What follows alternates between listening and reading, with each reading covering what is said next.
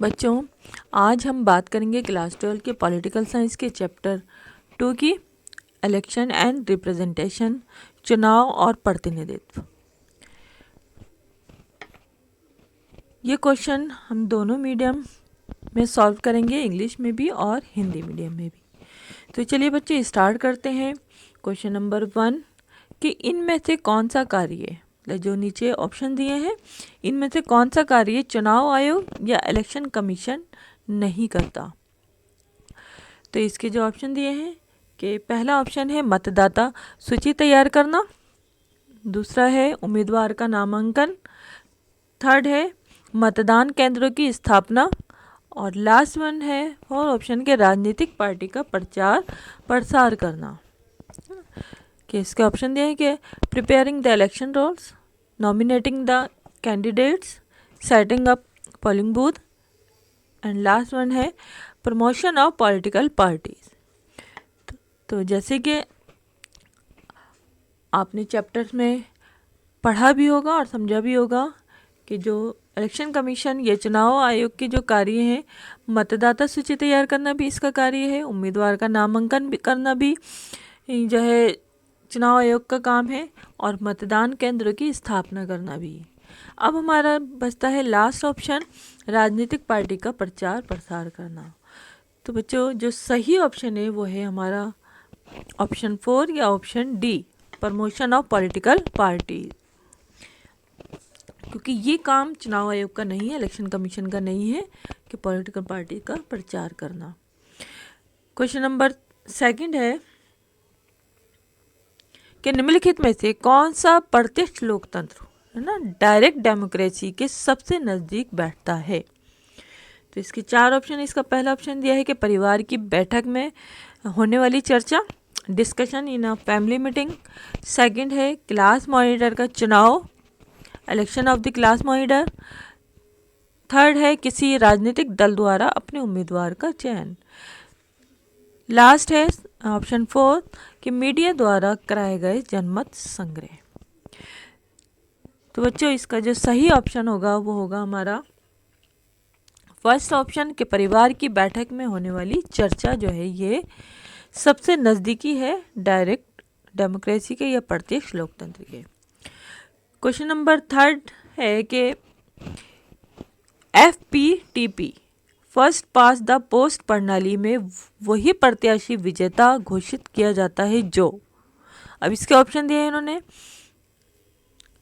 कि सर्वाधिक संख्या में मत अर्जित करता है, देश में सर्वाधिक मत प्राप्त करने वाले दल का सदस्य हो, थर्ड है कि चुनाव क्षेत्र के अन्य उम्मीदवारों से ज्यादा मत हासिल करता है,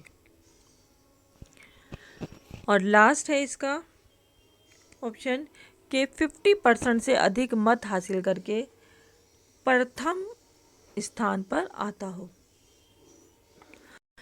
तो बच्चों, इसका जो सही ऑप्शन है वो है हमारा सी ऑप्शन, या थर्ड ऑप्शन का है कि चुनाव क्षेत्र के अन्य उम्मीदवारों से ज्यादा मत हासिल करता है।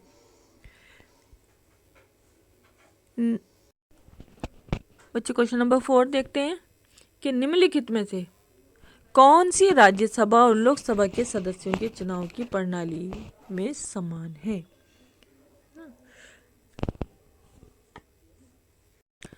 ऑप्शन 1 है इसका कि 18 वर्ष से ज्यादा की उम्र का हर नागरिक मतदान करने के योग्य है। सेकंड है कि विभिन्न प्रत्याशियों के बारे में मतदाता अपनी पसंद के वरीयता क्रम में रख सकता है।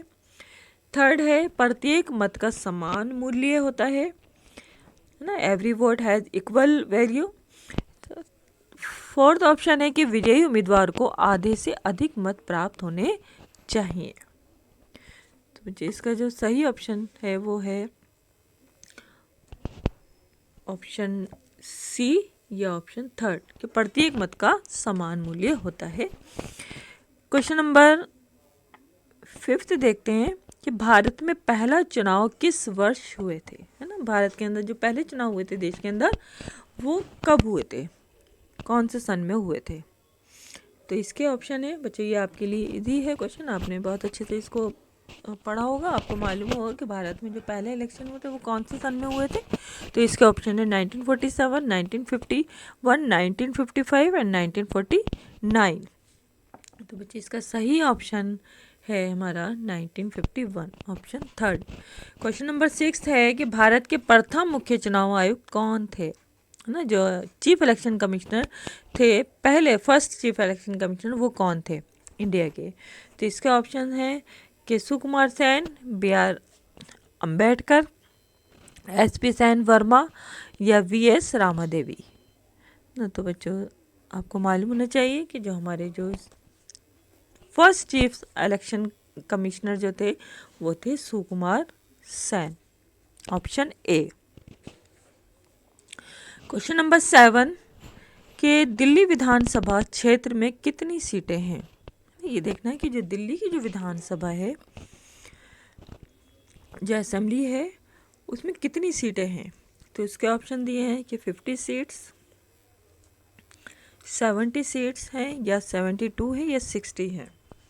तो बच्चों इसका जो सही ऑप्शन है वो है हमारा 70, ऑप्शन थर्ड। 70 सीट जो हैं वो दिल्ली विधानसभा क्षेत्र में है। क्वेश्चन नंबर 8 कि मुख्य चुनाव आयुक्त, चीफ इलेक्शन कमिश्नर की नियुक्ति कौन करता है। जो चीफ इलेक्शन कमिश्नर उसको कौन नियुक्त करता है, कौन अपॉइंट करता है। तो उसके ऑप्शन दिए हैं कि राष्ट्रपति करता है क्या, या उपराष्ट्रपति मतलब वाइस प्रेसिडेंट, या प्राइम मिनिस्टर, या चीफ जस्टिस मुख्य न्यायाधीश। तो बच्चों इसका जो सही आंसर है वो है हमारा ऑप्शन 1 कि राष्ट्रपति, ये प्रेसिडेंट जो है वो चीफ इलेक्शन कमिश्नर को अपॉइंट करता है।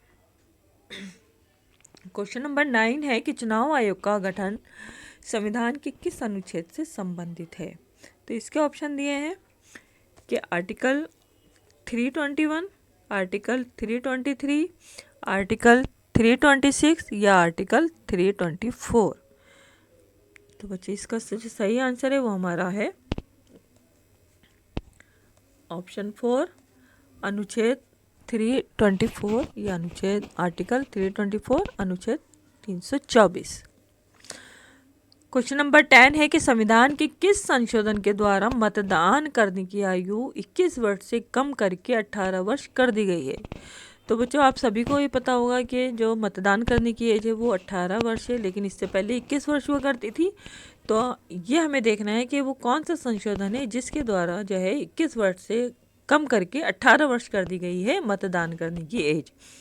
तो इसके ऑप्शन दिए हैं कि 42वां संशोधन है ना, 42 अमेंडमेंट्स, 43वां संशोधन, 44वां संशोधन, या फिर 61वां संशोधन। तो बच्चों वो संशोधन था हमारा 61वां संशोधन, जिसके द्वारा 21 वर्ष से कम करके 18 वर्ष कर दी गई थी मतदान करने की जो एज थी। क्वेश्चन नंबर 11 कि मतदाता सूची, वोटर लिस्ट कौन तैयार करता है, who prepare the voter list. तो अब देखना है कि कौन करता है, कि जो वोटर लिस्ट है वो चुनाव आयोग करता है तैयार, या प्रधानमंत्री, या भारत सरकार, या उपरोक्त जो 3 ऑप्शन दिए वो सभी जो हैं वोटर लिस्ट तैयार करते हैं। तो बच्चों जैसे कि आपको मालूम है, चैप्टर में आपने पढ़ा भी है, तो जो चुनाव आयोग है या इलेक्शन कमीशन है वो वोटर लिस्ट तैयार करता है। बच्चों अब हम करेंगे question number 12। Question number 12, Lok Sabha या विधानसभा चुनाव लड़ने के लिए, यहाँ पर बच्चों आएगा लोकसभा या विधानसभा के चुनाव लड़ने के लिए न्यूनतम आयु, कम से कम मिनिमम एज जो है वो क्या होनी चाहिए। तो यहाँ पूछा जा रहा है लोकसभा, तो उसकी एज लिखी है यहाँ पर कि 18 वर्ष होनी चाहिए, 25 वर्ष है ना, या 21 ईयर्स होनी चाहिए, 30 ईयर्स होनी चाहिए। तो बच्चों इसका जो करेक्ट ऑप्शन है, करेक्ट जो आंसर है वो है हमारा कि लोकसभा या विधानसभा चुनाव लड़ने के लिए जो मिनिमम एज होनी चाहिए कैंडिडेट की वो होनी चाहिए 25 ईयर्स, 25 साल होनी चाहिए। नेक्स्ट क्वेश्चन है क्वेश्चन नंबर 13 कि राज्यसभा का चुनाव लड़ने के लिए न्यूनतम आयु क्या होनी चाहिए। अब क्वेश्चन को अच्छे से समझ कर फिर जो है इसका आंसर मार्क कीजिएगा कि ऊपर क्वेश्चन में पूछा गया है कि लोकसभा का चुनाव लड़ने के लिए क्या न्यूनतम आयु होनी चाहिए, मिनिमम एज होनी चाहिए। अब इस क्वेश्चन में पूछा है कि राज्यसभा का चुनाव लड़ने के लिए मिनिमम एज कितनी होनी चाहिए। तो इसके जो ऑप्शन दिए हैं 30 ईयर्स, 25 ईयर्स, 18 ईयर्स या 21 ईयर्स। तो बच्चे इसकी जो एज होनी चाहिए राज्यसभा का चुनाव लड़ने की, उसकी एज होनी चाहिए 30 ईयर्स। तो जो लोकसभा का जो इलेक्शन है उसके लिए होनी चाहिए 25 और राज्यसभा के इलेक्शन लड़ने के लिए मिनिमम एज 30 ईयर्स होनी चाहिए। नेक्स्ट क्वेश्चन है क्वेश्चन नंबर 14 कि भारत में किस चुनाव में एकल संगमरमर प्रणाली का प्रयोग किया जाता है ना, सिंगल ट्रांसफरेबल वोट सिस्टम। तो ये देखना है कि कौन कौन से जो इलेक्शन है जिसके अंदर हम एकल संगमरमर प्रणाली का प्रयोग करते हैं, लोकसभा के इलेक्शन में या फिर राज्यसभा या विधानसभा या इनमें से कोई नहीं। तो बच्चों इसका जो सही ऑप्शन है वो हमें देखना है कि ये प्रणाली जो है इसका जो इस्तेमाल है, जो यूज़ है, हम कौन से इलेक्शन में करते हैं। तो वो हम करते हैं राज्यसभा के इलेक्शन के अंदर। तो ये ध्यान रखिए आप। नेक्स्ट क्वेश्चन है क्वेश्चन नंबर 15 कि चुनाव आयोग की स्थापना कब हुई थी। When was the election commission established. तो इसके भी ऑप्शन दिए गए हैं। इसमें ऑप्शन दिए हैं 1947, नेक्स्ट ऑप्शन है 1949 है, फिर 1952, लास्ट ऑप्शन है 1950। तो बच्चों इसका जो सही ऑप्शन है वो है हमारा 1950। 1950 के अंदर चुनाव आयोग या इलेक्शन कमीशन की स्थापना की गई थी। क्वेश्चन नंबर 16 कि चुनाव में निर्वाचन क्षेत्रों की सीमा तय करने का कार्य किसका होता है। तो लिखे ऑप्शन के योजना आयोग मतलब प्लानिंग कमीशन, इलेक्शन कमीशन है ना, चुनाव आयोग या परिसीमन आयोग, या ऊपर में जो दिए गए ऑप्शन है उसमें से कोई भी नहीं है। तो बच्चों इसका जो आंसर है कि चुनाव में निर्वाचन क्षेत्रों की जो सीमा तय करता है वो करता है परिसीमन आयोग। सी ऑप्शन जो है वो करेक्ट ऑप्शन है। क्वेश्चन नंबर 17 है कि भारत में एक उम्मीदवार को जमानत राशि बचाने के लिए ना, जमानत की जो राशि है उसको बचाने के लिए कितने प्रतिशत मत प्राप्त करना आवश्यक है। तो इसके ऑप्शन दिए हैं 1/2 मत या वोट्स, 1/3, 1/6 या 1/4 वोट्स या मत की ज़रूरत पड़ती है अपनी ज़मानत राशि को बचाने के लिए। तो बच्चों इसका जो सही ऑप्शन है वो है हमारा ऑप्शन 3 या ऑप्शन सी, 1/6 वोट जो है वो उसको हासिल होने चाहिए जिससे वो अपनी ज़मानत राशि बचा सकते हैं। नेक्स्ट क्वेश्चन है क्वेश्चन नंबर 18 कि वर्तमान में भारत के मुख्य चुनाव आयुक्त चीफ इलेक्शन कमिश्नर कौन है ना, कि who is the present chief election commissioner of India. तो बच्चों इसका जो आंसर है वो आप हमें कमेंट बॉक्स में लिखकर बताइएगा कि इस टाइम में जो है हमारे इंडिया के चीफ इलेक्शन कमिश्नर कौन है। तो इसके जो ऑप्शन दिए हैं वो दिए हैं अनूप चंद्रा पांडे, सुशील चंद्र, सुनील अरोड़ा या नसीम जैदी। ये ऑप्शन दिए, इसमें से आपको सही ऑप्शन जो है वो कमेंट बॉक्स में लिखकर हमें बताना है। नेक्स्ट क्वेश्चन है क्वेश्चन नंबर 19 के मुख्य निर्वाचन आयुक्त का कार्यकाल होता है, मतलब कार्यकाल कितना होता है, कि जो chief election commissioner of India जो है उनका कार्यकाल कितना है। तो उसके लिए ऑप्शन दिए इन्होंने 7 year, 10 years, 6 year and 5 years. तो बच्चों जो हमारे चीफ इलेक्शन कमिश्नर है उनका जो कार्यकाल होता है वो होता है हमारा option 3 C option 6 years. Question number 20 के भारतीय चुनाव आयोग में मुख्य चुनाव आयुक्त और अन्य कितने सदस्य होते हैं ना, कि मुख्य चुनाव आयुक्त है मतलब चीफ इलेक्शन कमिश्नर है, और इसके साथ कितने अन्य सदस्य होते हैं। तो 2 सदस्य लिखा है कि भाई 2 सदस्य होते हैं, या फिर 1 सदस्य होता है, ये 4 सदस्य और होते हैं, या 3 सदस्य। तो बच्चों इसका जो करेक्ट ऑप्शन है वो हमारा है 2 सदस्य होते हैं चीफ इलेक्शन कमिश्नर के अलावा। क्वेश्चन नंबर 21 है कि भारत में किस आयु के नागरिक को मत अधिकार प्राप्त है। जैसे कि अभी ये हमने बात की, ये बच्चे बहुत ही इजी क्वेश्चन है, आप लोग इजीली इसका आंसर दे सकते हैं कि भारत में किस आयु के जो नागरिक हैं, जो सिटीजन हैं, उनको वोट डालने का अधिकार प्राप्त होता है। तो इसके जैसे ऑप्शन है 17 years, 20 years, 18 years and 21 years. बच्चों आपको मालूम है इसका जो सही ऑप्शन है वो है 18 ईयर्स ना, 18 वर्ष की आयु के जो हम नागरिक हैं या उससे ज़्यादा एज के जो लोग हैं उनको वोट डालने का अधिकार या वोट डालने का राइट जो है उनको हासिल होता है।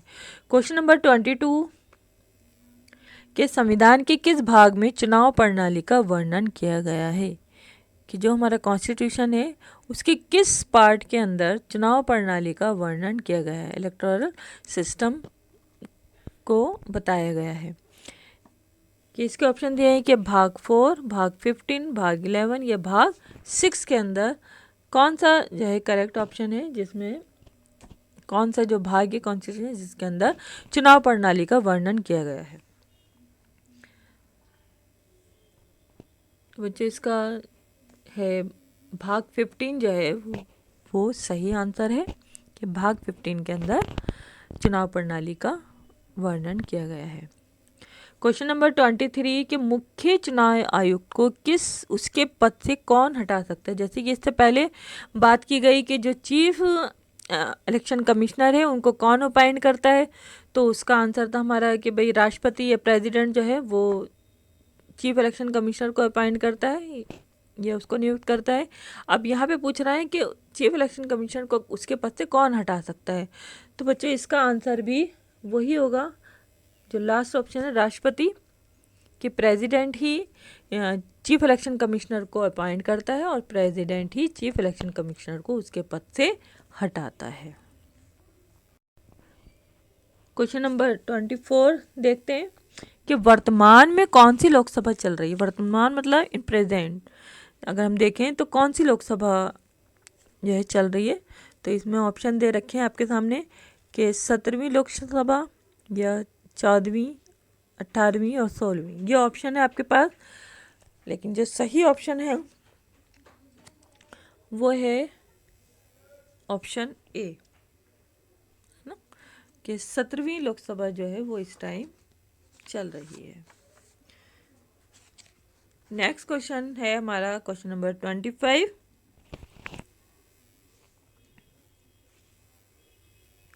कि लोकसभा में 2019 के अनुसार ना 2019 के अनुसार भारत में अनुसूचित जाति मतलब शेड्यूल कास्ट की कुल कितनी सीटें आरक्षित हैं या रिजर्व्ड हैं।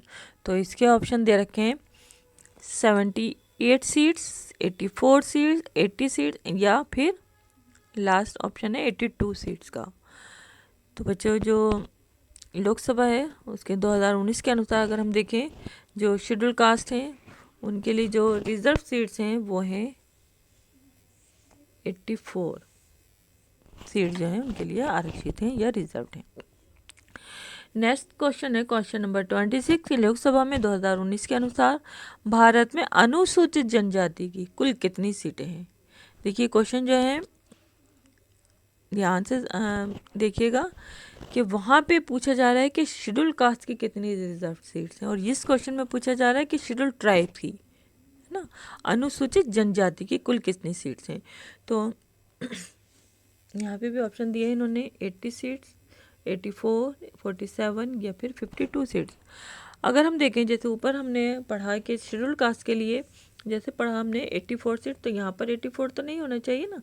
अब हमारे पास बचते हैं ऑप्शन 80, 47 एंड 52 सीट्स। तो बच्चे इसमें से जो सही ऑप्शन है वो है हमारा ऑप्शन सी, 47 सीट जो है, 47 सीट जो है वो शेड्यूल ट्राइब या अनुसूचित जनजाति के लिए रिजर्व 2019 की लोकसभा के अनुसार।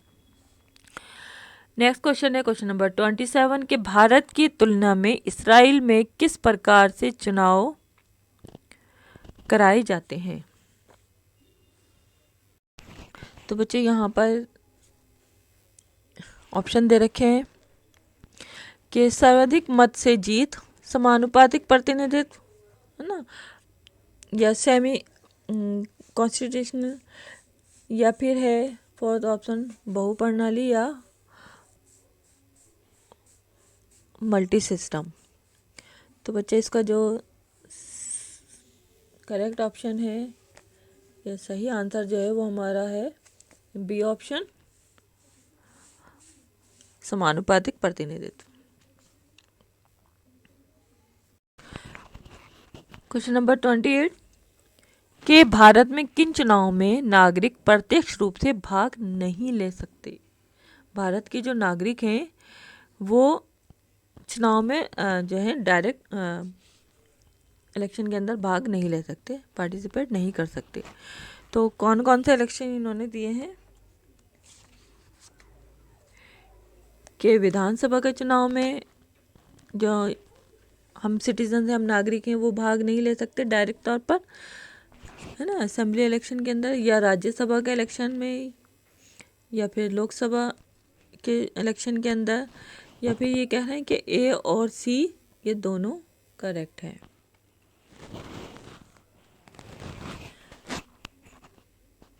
तो बच्चों जैसे कि आपको मालूम है कि जो हम नागरिक हैं वो हम विधानसभा के इलेक्शन के अंदर भी डायरेक्ट भाग लेते हैं, हम लोकसभा के इलेक्शन के अंदर भी डायरेक्ट भाग लेते हैं, लेकिन हम राज्यसभा का जो इलेक्शन है उसके अंदर हम डायरेक्ट जो है पार्टिसिपेट नहीं करते, है ना।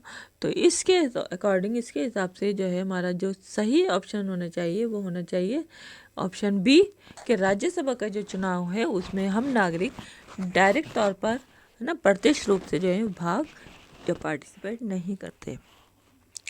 नेक्स्ट क्वेश्चन है क्वेश्चन नंबर 29 के 1984 के लोकसभा चुनाव में कांग्रेस पार्टी को कितनी सीटें प्राप्त हुई थी।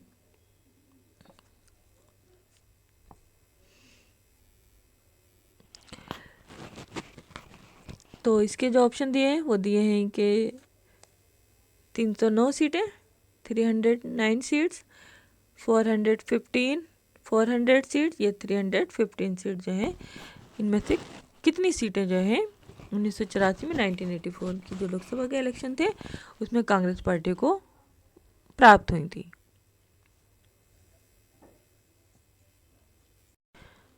तो बच्चे इसका जो सही ऑप्शन है वो है हमारा ऑप्शन बी, 415 सीट जो है उस टाइम में कांग्रेस पार्टी को हासिल हुई थी। क्वेश्चन नंबर 30 है कि भारत में चुनाव का प्रबंध कौन कराता है ना। Who conduct the election in India. इसके ऑप्शन है कि योजना आयोग, है ना, प्लानिंग कमीशन कराता है, चुनाव आयोग कराता है ना, इलेक्शन कमीशन कराता है, या विजिलेंस कमीशन है वो कराता है, या इनमें से कोई भी नहीं कराता। तो आपको ये देखना है कि कौन सा आंसर ठीक है। तो बच्चों इसका जो चुनाव आयोग जो है ये करेक्ट ऑप्शन है। इलेक्शन कमीशन जो है वो भारत के अंदर पूरे इलेक्शन का जो है वो प्रबंध करता है। क्वेश्चन नंबर 31 है कि निम्नलिखित में से कौन से बिंदु विशेष, है ना, बिंदु मतलब पॉइंट, विशेष बहुमत की व्याख्या कर रहा है ना, स्पेशल मेजोरिटी को एक्सप्लेन कर रहा है। पहला है उपस्थित और मतदान करने वाले सदस्यों का 2/3 ना, 2/3 बहुमत।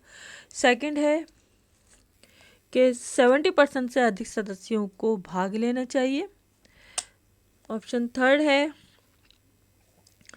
कि सदन की कुल शक्ति का साधारण बहुमत।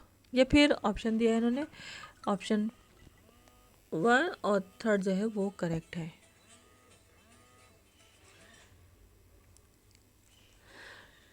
तो बच्चे इसका जो सही ऑप्शन है वो है हमारा 4th ऑप्शन, कि हमारा जो फर्स्ट है वो भी ठीक है और जो 3rd ऑप्शन है वो भी हमारा ठीक है।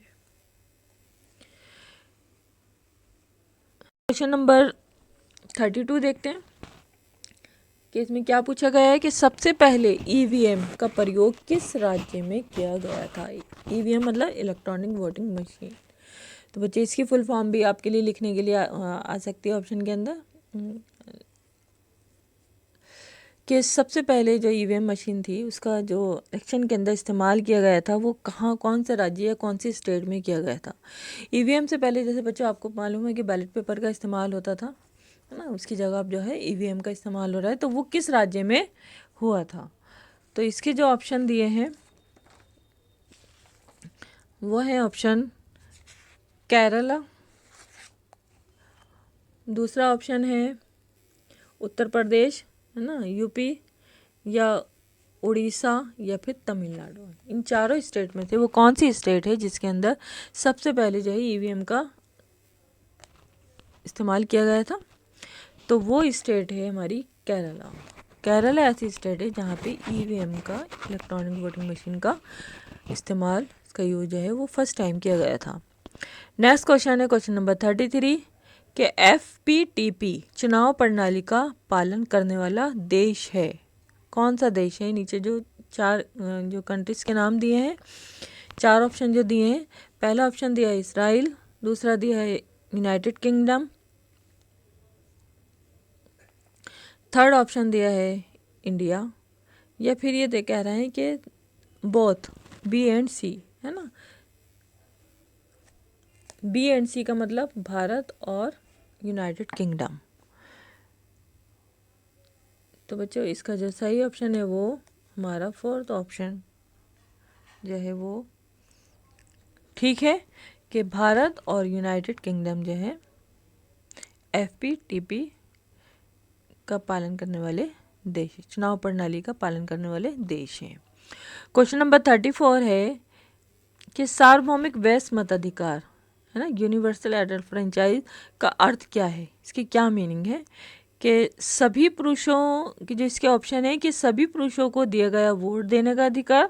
यहाँ पे क्या कह रहे हैं कि सभी पुरुष, है ना, इसमें महिलाओं की बात नहीं हो रही। नेक्स्ट ऑप्शन है कि सभी महिलाओं को दिया गया वोट डालने। अब यहाँ पर जो सेकंड ऑप्शन है यहाँ पे सिर्फ महिलाओं को कहा जा रहा है कि ओनली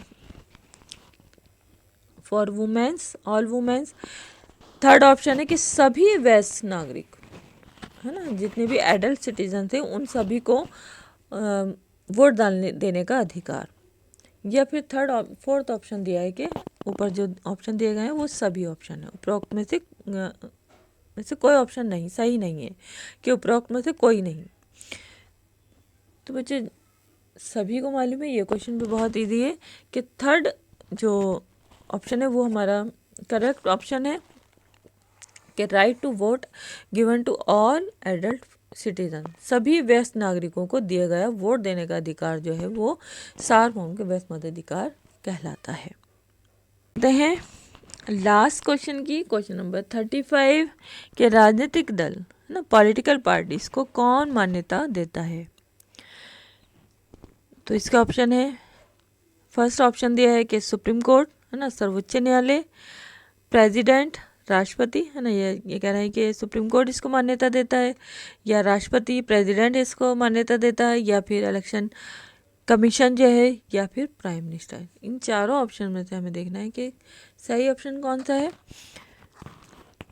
तो बच्चा आपने चैप्टर में पढ़ा ही होगा कि जो हमारे जो पॉलिटिकल पार्टीज़ हैं उनको जो मान्यता देता है वो कौन देता है, वो है हमारा सही ऑप्शन इलेक्शन कमीशन या फिर निर्वाचन आयोग। तो बच्चों ये थे हमारे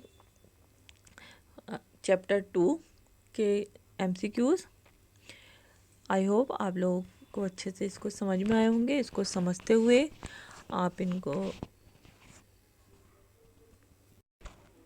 अपने पास नोट भी कर सकते हैं और इनको याद भी कर सकते हैं। और इन क्वेश्चन के ज़रिए आप अपने फर्स्ट टर्म के जो सेकंड चैप्टर है उसकी जो प्रिपरेशन है वो इजीली कर सकते हैं, दोनों लैंग्वेजेस में, हिंदी में भी और इंग्लिश मीडियम में। Thank you.